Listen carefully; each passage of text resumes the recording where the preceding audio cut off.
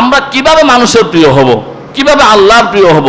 হযরত সাহাল ইবনে সাদ রাদিয়াল্লাহু আনহু আল্লাহ রাসূলকে জিজ্ঞাসা করলেন, ইয়া রাসূলুল্লাহ দুল্লানি আলা আমালিন ইযা আমিলতুহু আহাব্বানি আল্লাহু ওয়া আহাব্বানি আন-নাস। ইয়া রাসূলুল্লাহ সাল্লাল্লাহু আলাইহি ওয়াসাল্লাম, হে আল্লাহ রসুল, আমাকে আপনি এমন একটা আমল বলে দেন যে আমলটা করলে আমি আল্লাহ পাকের প্রিয় হয়ে যাব, যে আমলটা করলে আল্লাহ পাক আমাকে ভালোবাসবেন, যে আমল করলে মানুষও আমাকে ভালোবাসবেন, এমন একটা আমল আপনি আমাকে বলে দেন। আল্লাহ নবী বললেন, ইজহাদ ফিদ দুনিয়া ইউহিব্বুকাল্লাহ।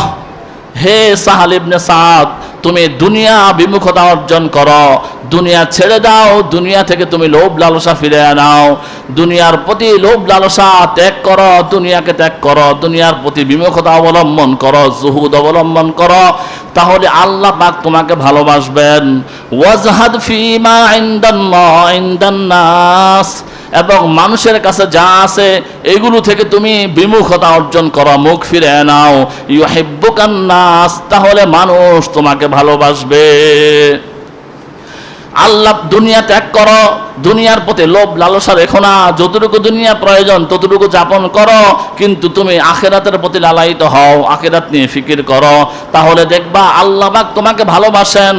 আর মানুষের কাছে ধন সম্পদ টাকা পয়সা অনেক কিছু আছে, মানুষের ধন সম্পদ টাকা পয়সা ক্ষমতা পাওয়ার সব কিছু থেকে তুমি বিমুখ হও, দেখবা মানুষ তোমাকে ভালোবাসে।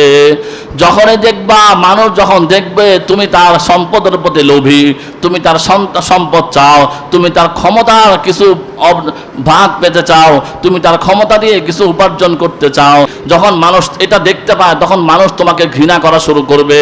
আর যখন মানুষ দেখবে তুমি তার সম্পদ থেকে অমুখাপেক্ষী, ক্ষমতা থেকে অমুখাপেক্ষী, মানুষের কোনো কিছুর প্রতি তোমার লোভ নাই, চাওয়া পাওয়া নাই, তখন দেখবা অটোমেটিকলি মানুষ তোমাকে ভালোবাসে।